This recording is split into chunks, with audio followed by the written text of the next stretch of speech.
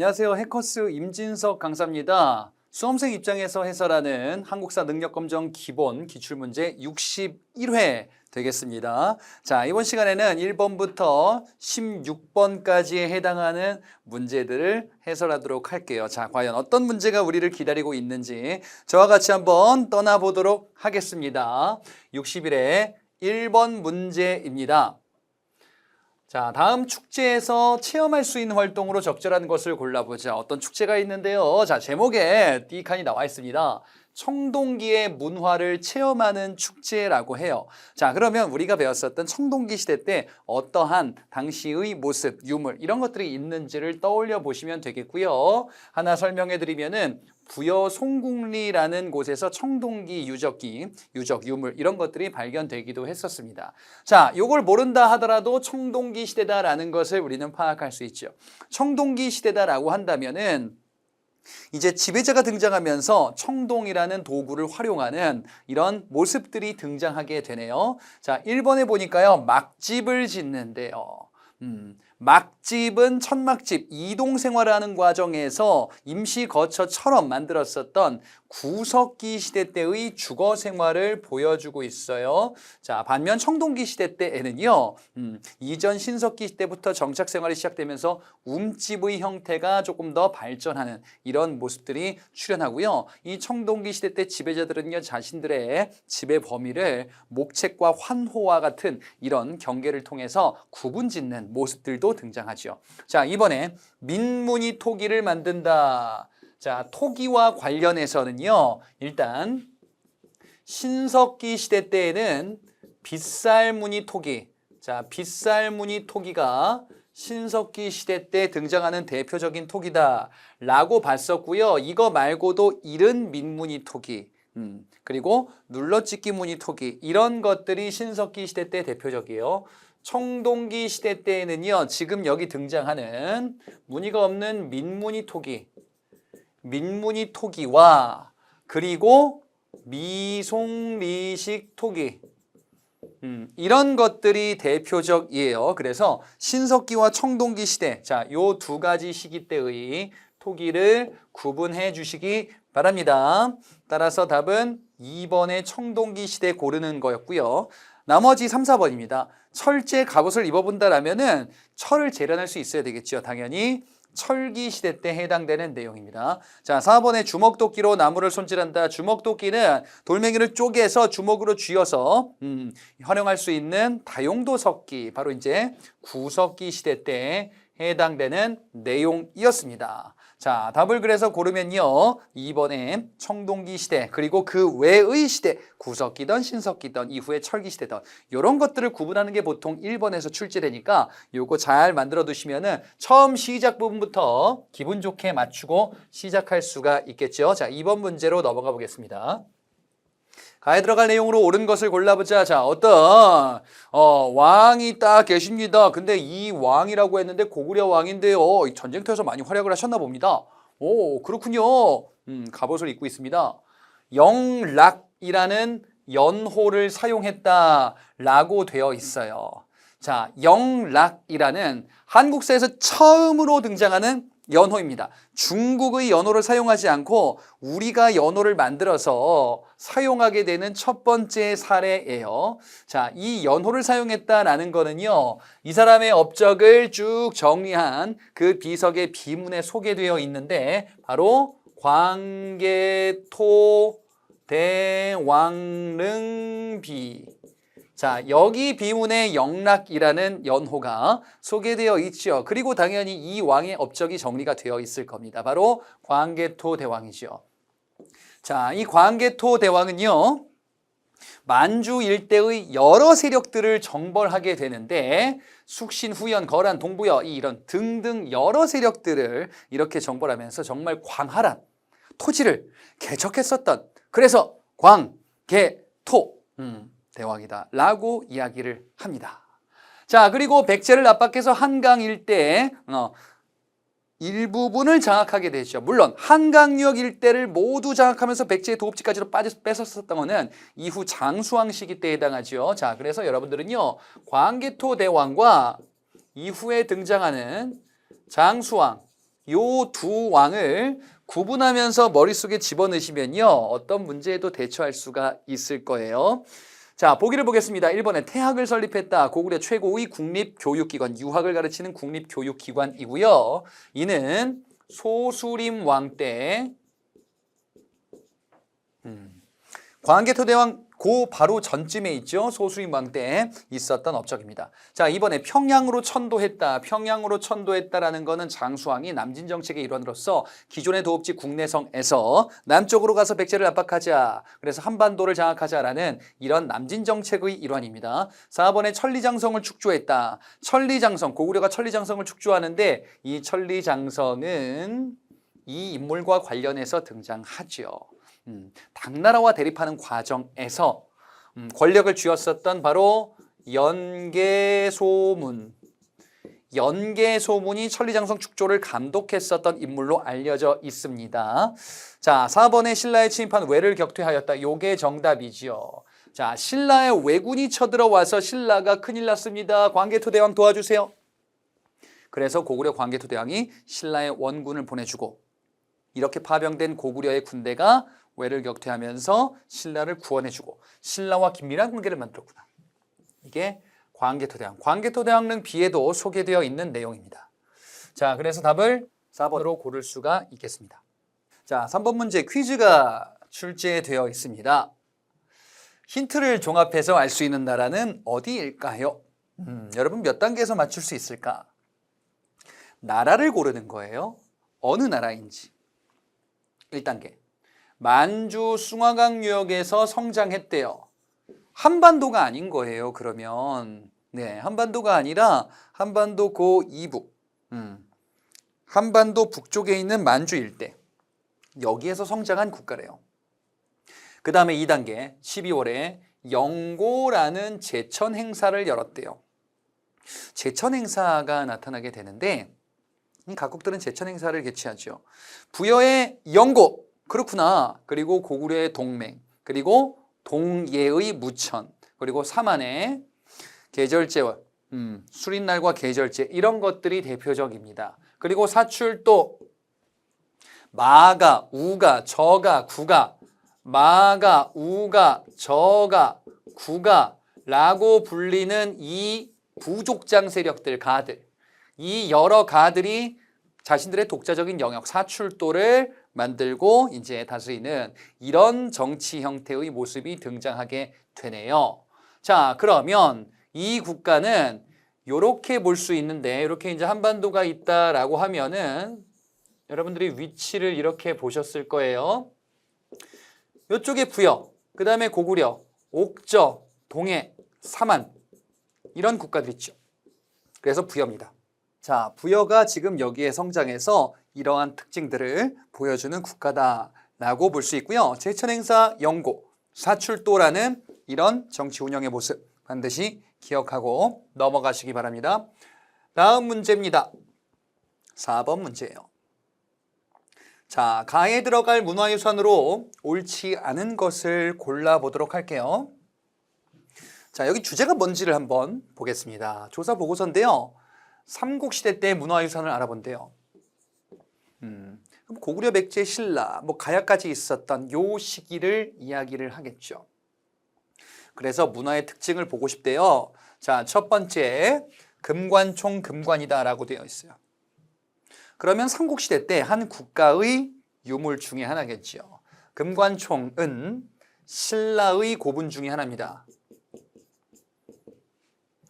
자, 옆에 있는 서산의 용현리 마의 열의 삼존상이다라고 되어 있고 이건 마의 삼존불상이다라고도 불리는 겁니다.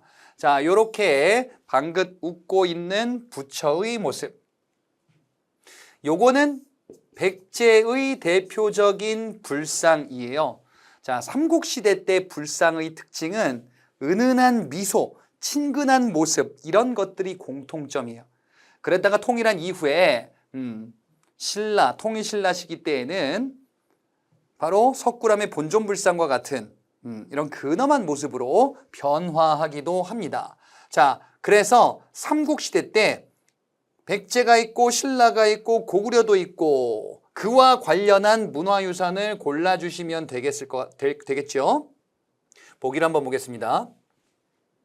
1번에 금동연가 7년명 열애입상이다 라고 되어 있습니다. 자, 요렇게 생겼고요. 여기에도 은은한 미소가 있을 거예요. 고구려의 대표적인 불상이에요.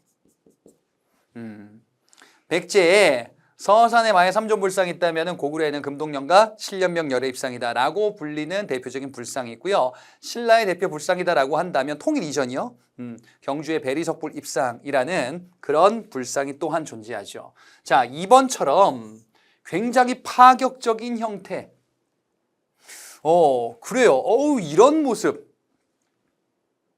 이 미륵보살이 왕관도 쓰고 있고, 굉장히 파격적이면서 거대한 큰 형태의 불상. 이런 것들은 고려시대 때의 대표적인 불상들입니다. 굉장히 특이하고 파격적이다라고 하면 고려라고 보시면 되겠어요. 형태가. 그리고 대표적으로 이게 가장 많이 출제되는 불상입니다. 자, 그 다음에 3번에 천마총의 천마도라는 그림이죠. 자, 이 천마도, 천마총, 요거는 신라의 대표적인 모습이다. 신라의 문화유산이 되겠어요. 자, 4번의 장군총, 이는 고구려. 고구려의 대표적인 고분의 양식입니다. 이렇게 피라미드 형태로 쌓아 올린 거를 뭐라고 하죠? 요거를 돌무대기 무덤이네요. 돌무지 무덤이다 라고도 이야기를 하는데요. 이는 백제 한성 시기 지금의 서울 쪽에 많은 이러한 무덤들이 분포하고 있습니다. 그래서 고구려와 백제가 초기에 이렇게 교류했다라는 것을 알려주고 있어요. 자, 그러면 지금 여기서 보는 것처럼 옳지 않은 거를 고르라 그랬어요. 그럼 삼국시대가 아닌 것을 골라주시면 되겠죠. 자, 2번이 아까 본 것처럼 고려시대 불상이고요. 1번은 고구려, 3번은 신라, 그리고 4번 고구려의 고분. 자, 그래서 해당되지 않는 것은 고려시대 불상 이렇게 되겠네요. 다음 문제로 가보겠습니다. 5번 문제예요. 가국가에 대한 설명으로 옳은 것을 골라보자. 자, 이 국가가요, 지금 한성을 빼앗겼대요. 도읍지였겠죠? 옹진과 사비, 이렇게 도읍을 천도했었던 바로 백제죠. 자, 백제는 원래 도읍지가 이제 서울 쪽의 한성이었었는데 이 한성이었었던 백제의 도읍지를 계로왕 때 상실하게 되고 고구려의 공격이 있었던 거죠, 장수왕에. 자, 그래서 계로왕 때 한성을 빼앗겼었습니다. 그리고 웅진으로 천도했다가 사비로 천도했었던 거는 웅진에서 백제 성왕 때 백제를 더욱더 크게 부강시키겠다라는 일념 하에 이렇게 천도하게 되죠. 자, 그리고 이거 뭡니까? 백제의 유명한 그 금속공예의 절정을 보여주는 유물, 바로 백제의 금동대향로예요. 백제의 금동대향로는 백제 유물 중에서 거의 탑티어에 해당하는 유물이라 종종 이렇게 출제가 돼요. 자, 백제의 유물로서 백제 고분 중에 고분터, 그 옆에 절터가 있었는데 거기에서 우연하게 발견되었구나. 백제가 망할 때 이 귀한 보물을 땅속에 묻어두려고 했었던 어떤 사람이 있었던 것이다 라고 추정을 하기도 해요. 자, 그래서 나라는 망했지만 이거는 우리 백제의 그 각종 활동들은 후대에다 알리고 싶어 라는 강대의 소망이 반영되기도 했겠죠. 자, 백제에 대해서 옳은 것을 골라주시면 됩니다. 자, 1번에 주몽이 건국하였다. 고구려죠. 백제는 주몽의 아들이었었던 바로 온조가 건국하게 됩니다. 자, 2번에 지방에 22담로를 두었다. 22개의 담로를 두고서 그리고 관리들을 파견해서 이를 통치하고자 했었던 백제죠. 자, 백제의 무령왕 시기 때 이러한 모습이 나타나기도 해요. 자, 3번에 8조법으로 백성을 다스렸다. 8조법, 법금 8조다라고도 이야기하는데요. 8개의 법이다라고 하는데 지금 남아있는 건 3개다. 바로 고조선 시기, 고조선의 8조법이다라고 해서 지금 남아있는 것은요, 살인죄와 관련한 규정, 상해죄와 관련한 규정, 그리고 절도죄와 관련한 규정, 이런 처벌 규정들이 당시 고조선에서 있었다. 4번에 골품제라는 신분제도가 있었다라고 되어 있는데요. 이 골품제는요, 신라의 신분제도를 의미하죠. 자, 그래서 5번에는요, 백제에 오르면요, 2번이 되겠습니다. 다음 문제입니다.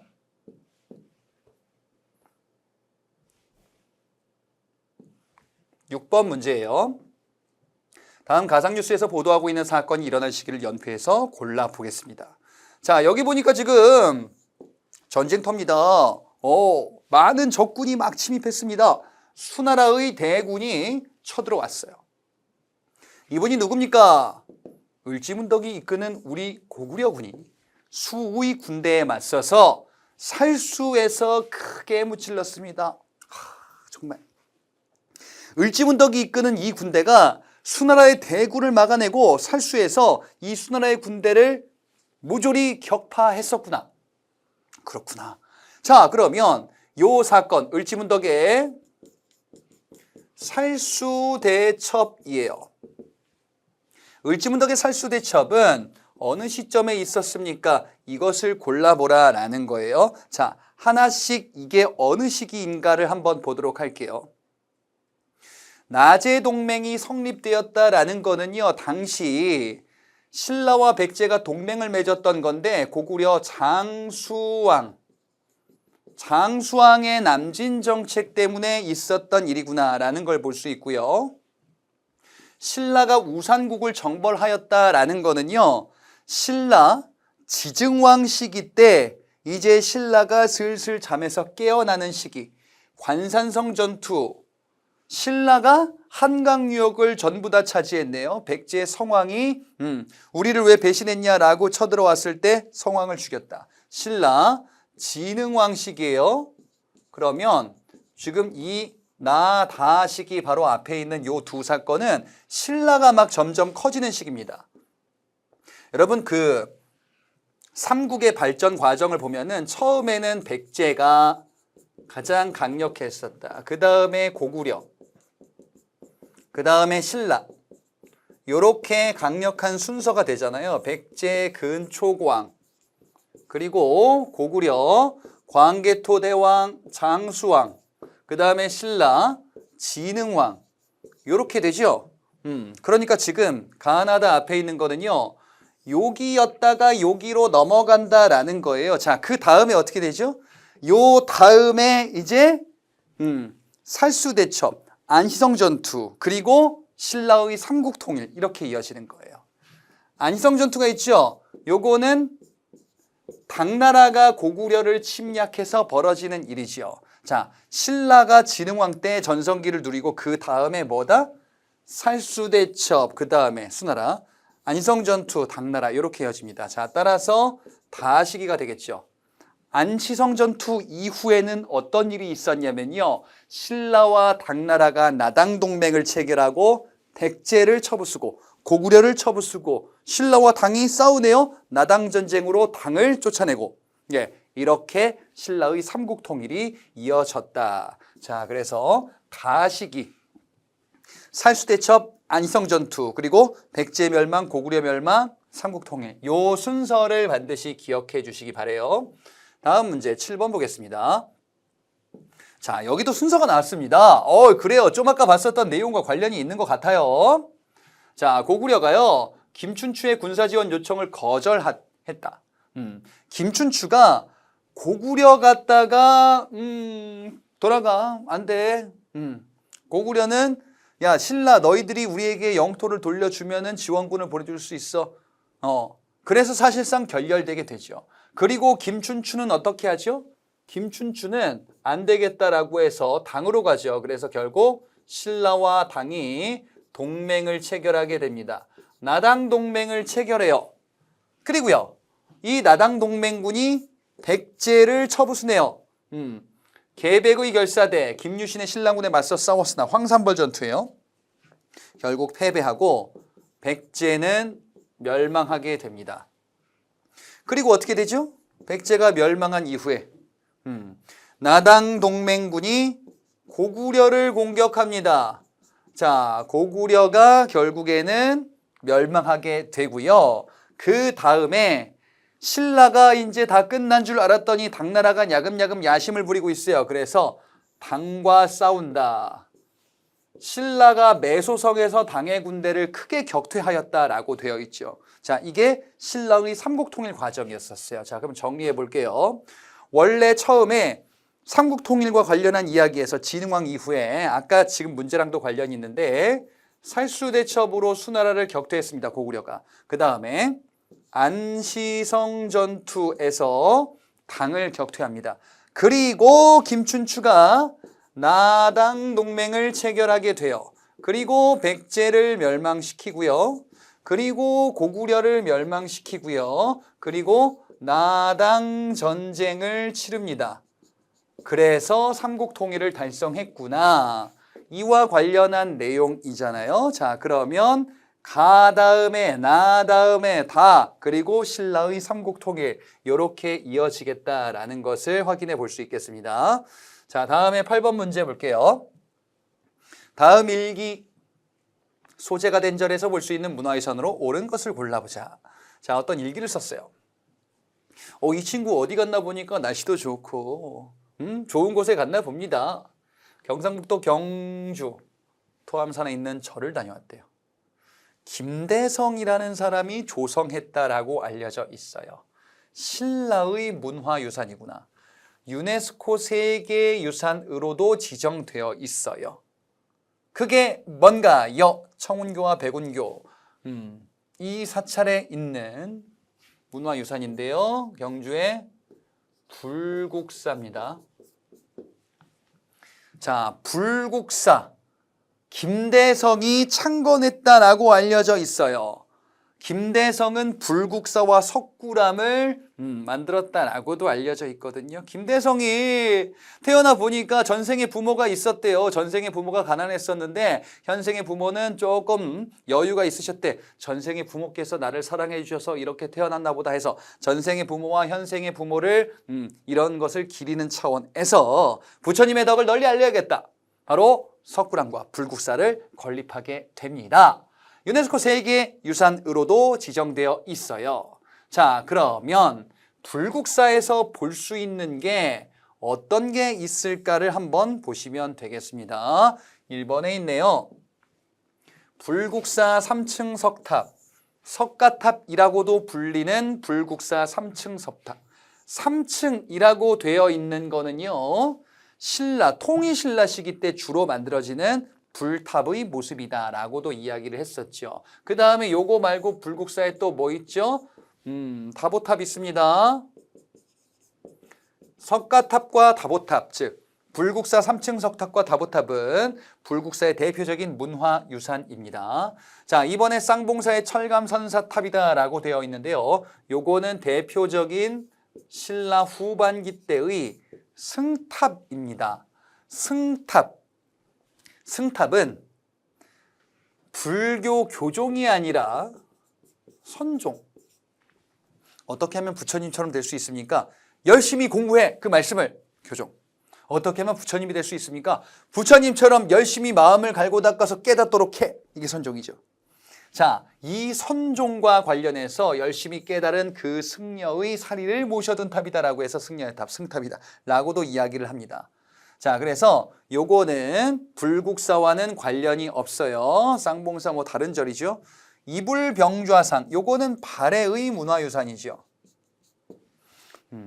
발해의 문화유산으로서 이불 두 부처가 나란히 이렇게 앉아 있습니다. 발해의 대표적인 발해 국가를 물어볼 때 요거 가끔 얘기를 합니다. 성덕대왕 신종이다. 신라의 대표적인 종입니다. 성덕대왕 신종은 불국사와는 직접적인 관련이 없고요. 이거 에밀레종이다라고도 이야기하는 그 종이죠.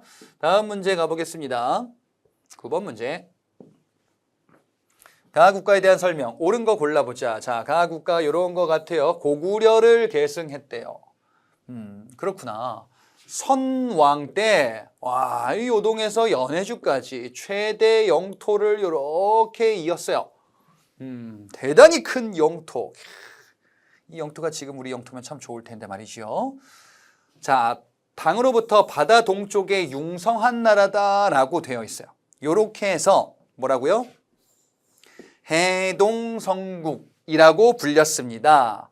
해동성국이라고 불렸었던 이 국가 최전성기 때 이렇게 불린 고구려를 계승한 발해. 자, 발해는 대조영, 고왕이라고도 하는 대조영이 세웠고, 그리고 무왕, 문왕, 선왕 이렇게 왕들 구분해 주시면 되거든요. 그중에 선왕 때 최전성기였었구나. 여기서는요, 발해라는 국가에 대해서 물어보고 있습니다.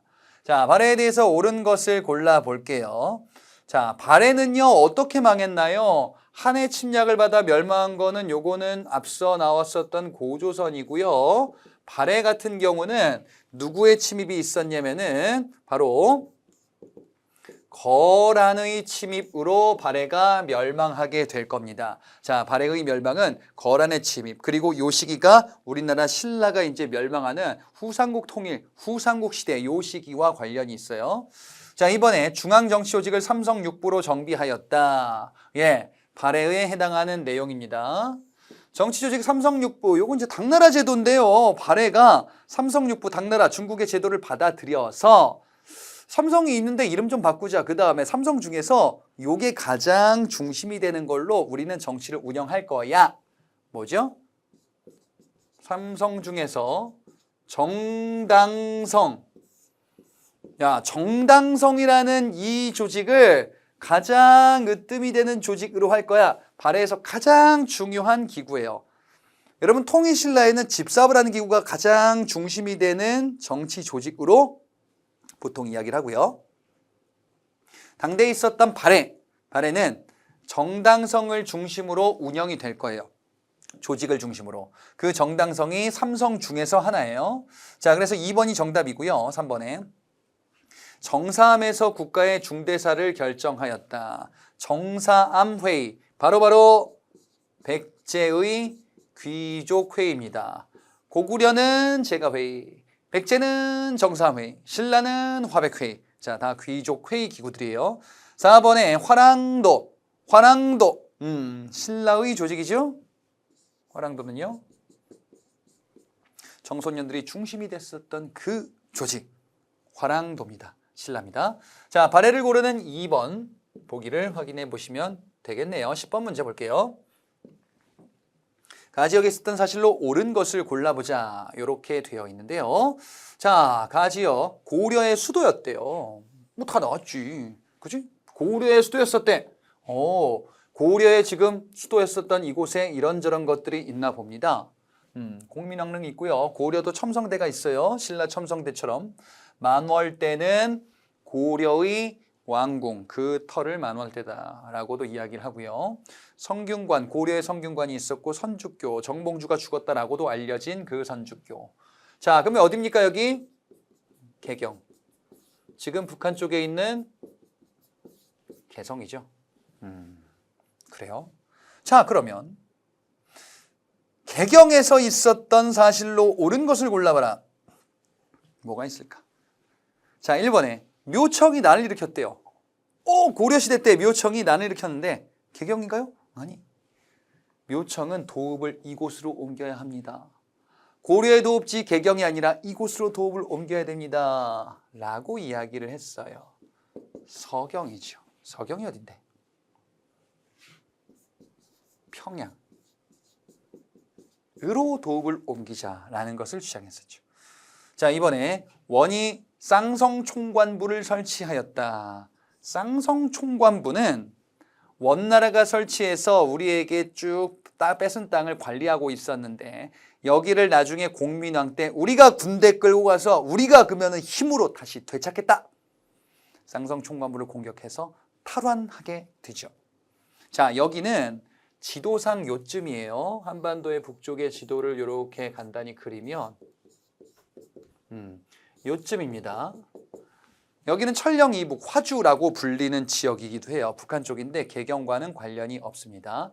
3번에 만적, 신분해방운동을 도모하였다. 자, 만적은 무신집권기 때 만적 여러분 봤죠. 노비 출신이었었는데 어찌 왕후장상의 씨가 따로 있겠느냐. 노비 출신이던 누구든 때가 되면은 누구나 다 왕이던 장수 다 할 수 있겠다 라는 생각에 이 땅에 신분제를 없애자. 주변 노비들을 모아가지고 이제 신분제가 없는 노비 문서를 불태워서 이런 국가를 만들고 싶었었던 만적. 자, 만적은 무신집권기 때입니다. 자, 그런데 이 만적, 난을 일으켰었던 곳은 어디냐? 만적은 당시 집권자 최충원의 노비였었어요. 그럼 최충원 어디 있겠어요? 집권자니까. 뜬금없이 저기 어디 섬에 있진 않겠죠? 예, 어디냐? 개경입니다. 그래서 개경에서 이런 운동이 벌어진 거예요. 4번에 삼별초. 자, 삼별초는 몽골과의 항쟁에서 마지막까지 활약했었던 무신의 잔여 세력인데요. 이 삼별초는요, 처음에는 진도를 거점으로 활약을 했었다가 안 되겠다라고 해가지고 이제 거점을 옮깁니다. 제주도를 거점으로 하여 삼별초가 마지막 항쟁을 이끌었으나 제주도에서 진압되게 되죠. 자, 답은 3번이 되겠죠. 다음 문제 11번. 자, 어떤 지금 두 사진이 나왔는데요. 희랑대사 누구실까? 화엄하게 조예가 깊은 승려. 뭔지 모르겠죠. 후삼국을 통일한 가의 스승으로 알려져 있대요. 그렇구나. 이분의 스승이 이분인가 보다. 근데 여기서는 그게 중요한 게 아니에요.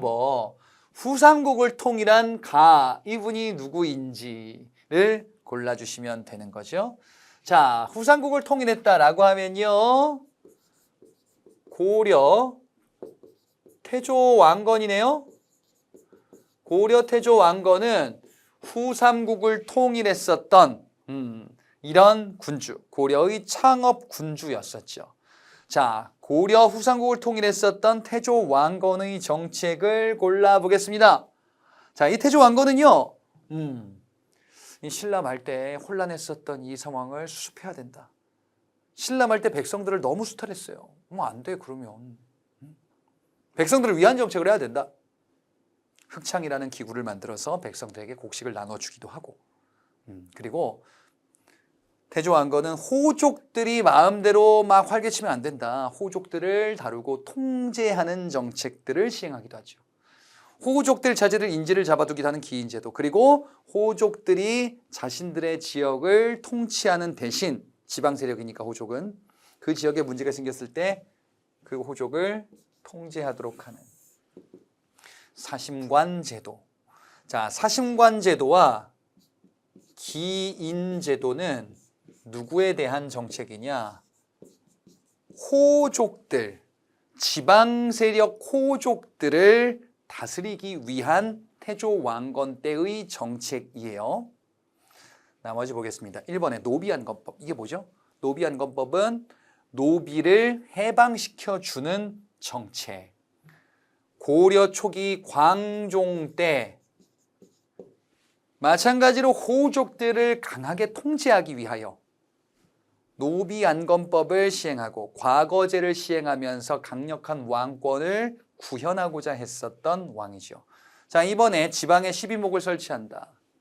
최승로가 건의했습니다. 지방관을 파견해야 됩니다. 그래서 12개의 거점 목을 만들고 그 12목에다가 최초로 지방관을 파견했네요. 언제죠? 고려 초기 성종 때 최승로의 시무 28조 건의를 통해서.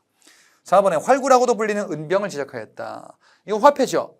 활구, 은병, 그리고 사만통보, 해동통보, 동국통보 이런 것들 다 고려 중기인데요. 숙종이라는 왕 때 발행됐었던 화폐인데 주로 요거는 나라를 물어봐요. 이게 고려니 조선이니 이런 것들을 물어보게 될 겁니다. 자, 여기서는요, 태조 왕건의 정책을 골라라. 사심관제도, 기인제도, 흑창설치 이런 것들 반드시 기억하자. 12번 보겠습니다. 어떤 인물일까요? 나는 고려의 문신 최충이요. 자, 최충이라는 이분은요, 대표적인 유학자예요. 고려 중기 때 유학자로서요, 과거 시험 출제위원을 하셨었네. 와, 관리들 되는데 시험 봐야 되는데 그거 출제위원 하셨었어요. 이런 걸 지고 온 거다라고도 이야기를 해요. 그렇구나. 그리고 나서 후학을 양성하는 데 힘썼대요. 그게 뭔 소리예요? 학원을 차렸습니다. 그래서 학생들이 구름대처럼 몰려들었습니다. 해동공자 최충. 이 최충 바로 뭐 했나? 이 최충이 문헌공도 구제학당이다라고도 하는 이런 문헌공도 학생들을 양성하게 되네요. 요거지요. 구제학당을 열었다. 문헌공도를 양성했다. 자, 요게 바로 최충의 행적이죠. 자, 이 주제는 바로 뭐냐? 고려시대 때 사교육, 사학이 융성하고 있다라는 것을 보여주는 대목이고요. 그래서 당시 정부가 이에 대항해서 어떤 조치를 취하게 되냐? 관학을 진흥시키기 위해서, 공교육을 활성화시키기 위해서 애들이 학원만 가고 학교에서 수업을 안 들어. 그래서 학교 국자감을 활성화시켜야겠다. 칠제, 전문 강좌를 두고요. 양현고, 장학재단 이런 것들을 만들기도 하죠. 자, 답은 1번 최충의 사학의 융성 얘기입니다. 자, 이번에 삼국유사를 집필하였다. 삼국유사는 고려 말 때 일연이라는 승려가 집필했었고요. 이 삼국유사는 고조선 단군의 건국 신화가 담겨진 가장 오래된 기록. 제왕운기는 3번에 있는 이승휴란 사람이 썼었던 고려 후반기 때의 역사서예요. 4번에 시무 28조를 작성하였다. 누구죠? 성종 때 건의했었던 최승로의 시무 28조. 고려 초 성종 때 유교 정치 이념 이런 거 해야겠다. 그리고 지방권 파견해야겠다. 앞서 뭐 12목 파견, 12목 설치 이런 거에 대해서 이야기하기도 했었어요. 다음 문제 보겠습니다. 13번이에요. 각 국가에 대한 상황으로 옳은 것을 골라보자. 자, 어떤 국가입니다. 어떤 국가인데요. 해동통보라고 했대요. 숙종 얘기 아까 잠깐 했었는데. 자, 국가를 물어본다 그랬잖아요, 지금. 뭐요? 해동통보, 삼한통보, 동국통보. 그래, 써보자. 해동, 동국, 삼한, 통보 이런 것들. 그 다음에 활구라고 불리는 은병. 자, 요거 다 고려 중기 숙종 때 발행한 화폐들이에요. 그래서 이게 뭐다?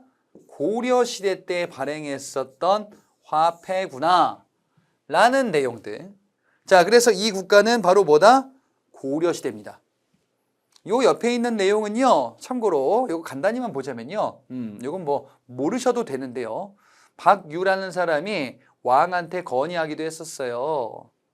남자들이 부인을 여러 명 두는, 첩을 두는 이런 것들을 하는 게 어떻습니까? 라고 하니까 당시 부인들이 손가락질하면서 이것을 이제 하면 안 된다라는 여론이 만들어지기도 했었대요. 여성과 남성의 지위가 크게 차이가 없었던 고려시대 때. 그 다음에 아들과 딸의 구별 없이 아들을 더 많이 챙겨줘야지 재산 상속에 있어서. 이거는 조선시대 후반기 때의 얘기예요. 고려시대 때에는 그런 큰 차별이 없었고 조선 전기 때까지도 어느 정도는 유지가 되다가 이제 임진왜란 이후 조선 후기가 가면은 아들한테 더 많이 해야지. 딸 자식은 시집가면 그만이지. 이런 인식으로 바뀌게 될 겁니다. 자, 그래서 여기서 지금 국가는 바로 고려. 그러면 오답에 조선이 있을 것 같아요. 1번에 모내기법이 전국으로 확산되었다. 조선시대겠죠? 조선 후기. 자, 모내기법은요, 전국적으로 확대되면서 이제 농업의 생산력이 크게 증가하게 되거든요. 농업의 생산력이 크게 증가한다. 벼농사 방식의 모내기법이 전국적으로 시행이 돼요. 이거는 생산력을 높이는 방식이었단 말이죠. 전국적으로 확산되면서 그래, 부자가 된 농민들, 부농이 출현하기도 하겠죠. 조선 후기에. 다 조선시대 후반기 때 얘기해요. 이번에 병란도가 국제무역항으로 번성하였다. 고려의 대표적인 무역항, 개경 예성강을 끼고 있는 병란도라는 국제항구. 자, 3번에 낙랑군과 외 사이에서 중개무역을 하였다라고 되어 있는데요. 낙랑군과 외 사이에서 한반도의 지형을 이렇게 보자면요. 낭랑은 지금의 평양 쪽에 있었는데요. 고조선이 멸망하고 한나라가 세웠었던 거야. 그 다음에 왜는 바다 건너 일본 쪽을 얘기하겠죠. 자, 여기에 사이에서 중개무역을 하면서 철을 수출하기도 했었던 바로 어디냐? 가야를 이야기를 합니다. 예, 가야가 철을 많이 만들고 수출했다라고 되어 있죠. 자, 4번에 청해진을 중심으로 해상무역을 전개하였다라고 되어 있는데요. 요거는 신라 장보고 얘기하는 거죠. 장보고 청해진 완도 쪽에 군사 기반을 만들어서 이렇게 해상무역을 전개했다라고 장보고에서 봤죠. 그러면은 통일신라. 다음 문제 14번이에요. 가나 사인식이 있었던 사실이다. 시기를 구분하자. 자, 가에 보니까 장군이 나왔습니다. 강감찬 군사들을 지휘하고 있습니다. 이곳 귀주에서 거란군을 무찌르자. 강감찬의 귀주성에서의 전투. 귀주대첩. 그럼 언제지? 이 적들이 누구야? 누굴까요? 거란, 여진, 몽골, 홍건적, 왜구 다 고려시대 때 시기별로 침입했었던 외부의 적들이죠. 거란 침입과 관련 있죠. 거란의 3차 침입 때 강감찬의 귀주대첩으로 우리가 큰 승리를 거두게 됩니다. 자, 나에 보니까요. 김윤후가 외치고 있습니다. 모두 힘을 다하면은 벼슬을 줄 것이다. 죽음을 각오하고 싸우겠습니다. 자, 김윤후. 이 김윤후는 몽골 항쟁 과정에서 활약한 승려 출신 인물이에요. 이 김윤후가 몽골 사령관 살리타를 사살하게 될 겁니다. 자, 그러면 여기네요, 지금. 자, 그래서 가가 거란 침입, 나가 몽골의 침입, 이렇게 볼 수 있는데 거란 침입 중에서는 거란의 1차, 2차, 3차 있는데 그 중에 3차 침입이에요. 보기를 보겠습니다. 1번. 서희가 강동 6주를 획득하였다라고 되어 있는데요. 서희가 활약했었던 거는 요 시기입니다. 지금 거란의 1차 침입. 요 시기 때 서희가 외교 단판으로 우리가 영토를 획득하게 되죠. 그래서 가 이전 시기. 자, 이번에 윤관이 동북구성을 축조하였다.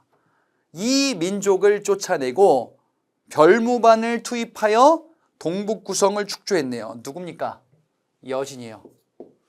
여진을 정벌했었구나. 그래서 동북구성을 설치했다. 여진을 정벌하는 특수부대 별무반이 활약했구나. 그렇구나. 그러니까 요게 정답이 되겠죠. 가와 나 사이에 여진 정벌 이슈가 이렇게 있었습니다. 그래서 요 순서 기억하셔야 되겠지. 자, 3번에 박위가 스시마섬을 토벌하였다. 왜구를 정벌하는 내용에 이성계, 최영, 최무선 그리고 박위의 스시마 정벌 이런 것들 그러니까 나 이후 고려 말대예요. 4번에 최무선 고려 말대 왜구 침입 격퇴. 그래서 다 나 이후다. 자, 답은 2번 이렇게 정리해 볼 수가 있겠네요. 자, 15번 문제입니다. 지금 뭐 글을 쓰고 계십니다. 뭐 쓰고 계시나? 바쁘신 것 같은데요. 제가 한번 보겠습니다. 몽골군의 침략으로 부인사에 보관된 대장경판이 남김없이 불에 탔습니다. 누가 침입했어요? 몽골군이 침입했습니다. 고려시대예요. 고려시대 몽골의 침입으로 우리가 쑥대맛이 되고 있습니다. 대장경판이 소실됐대요. 대장경이란 걸 만들었었는데 불교의 경전들을 쭉 모아가지고 만들었었는데 이게 소실돼서 이 큰 보배가 없어져서 어떻게 하면 좋습니까? 라고 이야기를 합니다. 이때 몽골의 침입으로 소실된 대장경이 초조대장경이에요. 요게 소실된 거예요. 자, 대장경은 고려가 만든 게 최초로 만든 초조대장경이 있어요. 최초로 만들었어요. 요거는 거란 침입 당시 이를 격퇴하기 위해서 만들었었는데 요거를 언제? 몽골이 침입했을 때 몽골에 의해서 소실돼요. 그래서 고려가 어떻게 이 불교 경전 총집합 이런 전집 같은 거를 다시 만들어야 돼. 나라가 어려운데 부처님께서 이걸 지켜주셔야 해. 그래서 우리가 이건 대장경을 만들어야 한다 라는 생각에 요게 소실됐으니까 새롭게 만들어야 한다. 그래서 만든 게 바로 제조대장경, 다른 말로 팔만대장경이다 라고 이야기를 하죠. 그래, 그래서 초조대장경이 소실됐으니까 요거 다시 만들어야 한다 라는 거예요. 팔만대장경, 그죠? 현재 유네스코 세계 기록유산으로 등재되어 있는 팔만대장경. 강화도에서 처음 만들었었는데 요거는 나중에 이제 합천 해인사로 이전하기도 할 겁니다. 자, 그래서 옳은 것은 2번이 되겠고요. 나머지를 보자. 1번의 삼국사기 편찬은 고려 중기 때 김부식이 편찬합니다. 지금 이 시기는요, 고려 후반기예요. 몽골의 침입이 있었던. 자, 3번의 직지심체요절. 요거는요, 팔만대장경이랑 조금 다르죠. 자, 팔만대장경은 뭐였었냐면은 목판으로 새겨서 인쇄했었던 건데, 자, 3번의 직지심체요절은요, 요거는 금속 활자. 요걸로 만들어서 인쇄하도록 했었던 그 기록물입니다. 이거는 고려 말 때 만들었었던 거예요. 4번의 무구정광 대단한이경은요, 요거는 신라 때요. 세계에서 가장 오래된 목판 인쇄물로 알려진 건데, 요거는 신라 불국사 3층 석탑 안에 보관되어 있었던 가장 오래된 목판으로 인쇄를 했었던 기록물입니다. 신라와 관련이 있어요. 자, 답은 2번이 되겠죠. 16번 가보겠습니다. 자, 이 상황 이후에 일어난 사실이래요. 지금 뭐하고 있나 보니까 무신 이송이 무술겨루기에서 이기지 못하거든 이 문신 할례가 이송의 뺨을 때렸어요. 여기 뺨을 때리고 계시네 지금. 이분이 이제 무신이고요. 이분이 문신이었었어요. 이 문신들이 지금 이 무신들을 이렇게 능멸하고 있네. 그래서 무신들은 정변 일으켰죠. 뭐라고 하겠습니까? 문관에 탈을 썼다라고 하면은 모조리 죽이자. 이 사건이 뭐죠? 무신정변. 고려 무신들의 불만이 폭발했네요. 요 이전 몇 년 전에 또 이런 일도 있었잖아. 뭐요? 무신 정중부의 수염을 문신이 불태웠었던 사건. 그리고 문신이 무신 뺨을 때렸었던 보현원 사건. 다 무신정변의 배경들이에요. 자, 그러면 무신정변 이후에 어떤 일이 벌어져요? 무신들이 집권하겠지. 누가 몰락해요? 그 전에 집에서요. 자, 고려의 집에서요. 문벌 귀족이 있었어요. 이들이 뭐로 바뀝니까? 무신으로 바뀌죠. 그리고 무신이 몰락한 이후에 권문세족. 권문세족은 신진 4대부로 개편되고 고려 말 때 지금 이러한 모습이 나오게 돼서 조선 건국까지 갈 겁니다. 자, 이 시점이에요 지금. 어떤 일이 벌어지나 보자. 1번에 김원창이 난을 일으켰다. 김원창의 난. 김원창의 난은 신라, 통일신라 뒷부분에 해당하는 내용이지요. 아버지 김주원이 왕이 되지 못한 것에 대한 불만을 가지고서 웅천주에 기반한 김원창이 난을 일으킵니다. 자, 이번에 장문휴가 등주를 공격하였다. 요거는 발해 무왕 때 당나라에 공격했었던 발해와 당나라가 대립했었던 당시 모습. 3번에 최치원이 시무십조를 건의하였다. 요거 통일신라 말이죠.